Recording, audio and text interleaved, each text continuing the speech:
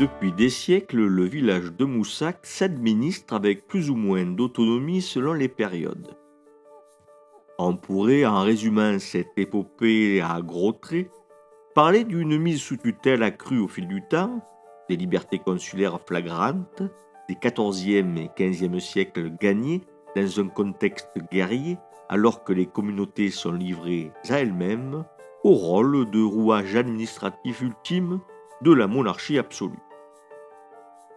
Les habitants de Moussac ont commencé par se défaire de l'emprise fiscale féodale en rachetant, en corps de communauté, l'essence et autres taxes qui pesaient sur eux.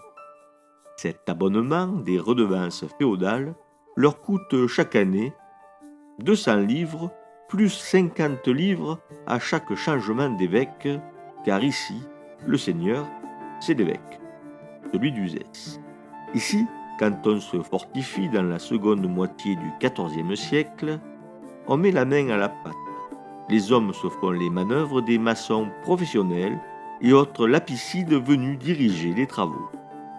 Cette habitude de contribuer encore s'est gardée, comme lorsqu'on décide de faire paver la rue du Barry au niveau de l'église en 1731. Parfois, on rechigne. On boude les consuls qui veulent imposer des travaux, mais ces derniers peuvent alors imposer une taxe sur les récalcitrants, comme à Saint-Victor de la Coste lorsqu'on reconstruit l'église au XVIIIe siècle. À Moussac, le pain, c'est une affaire encore une fois communautaire. Le four est commun et il est situé dans le fort, derrière le château. Et comme il n'est pas question de l'allumer pour rien, chaque fournée est l'occasion de faire du pain pour tous. On allumera le four que les jeudis, vendredis et samedis, et ce, chaque semaine.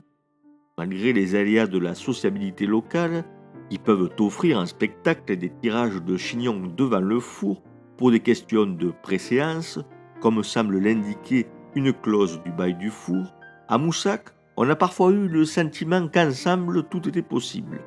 C'est en tout cas l'impression que donne cette décision prise dans les années 1740 lorsqu'il s'agit de changer le cours du Gardon, rien que ça. À cette époque, le cours du Gardon se divise en deux branches, dont une semble-t-il est très étroite, puisqu'on peut la traverser sur une planche en bois. On apprend dans cette délibération que les consuls, et sans doute la communauté dans son ensemble, craignent que les femmes ne tombent à l'eau et se noient. Pourquoi les femmes ? Dans ces sociétés traditionnelles, où l'on fait corps de communauté, quelle place occupent-elles ? Peut-être avons-nous là une fenêtre sur les représentations que les hommes, les consuls, le conseil politique, les membres du conseil général, tous des hommes, se faisaient des femmes. De deux choses l'une, soit les femmes seules utilisaient ce passage boisé, soit elles étaient les seules susceptibles de se noyer en tombant. Et c'est bien évidemment cette seconde hypothèse qu'il nous faut dévider tel un cocon, mais ici dans le but de savoir ce qu'il recèle. C'est ici que nous rencontrons cette question du corps des femmes, car s'il est une explication quant au manque de facultés natatoires des femmes, il réside dans l'impossibilité qui leur est faite de se déshabiller. Les archives le montrent, quoique très rarement. Mais les hommes, des bords de rivière, savent nager. Cela se transmet de père en fils afin de les doter d'un minimum technique pour survivre en cas de chute à l'eau.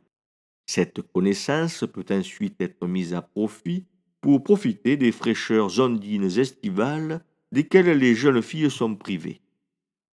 On le voit donc ici, la communauté d'habitants est en fait une communauté d'hommes, comme le montre la liste des signants des délibérations consulaires, ou la liste de ceux qui sont requis pour telle ou telle corvée communautaire, exclut les femmes. Elle les exclut même des enseignements qui pourraient un jour leur sauver la vie.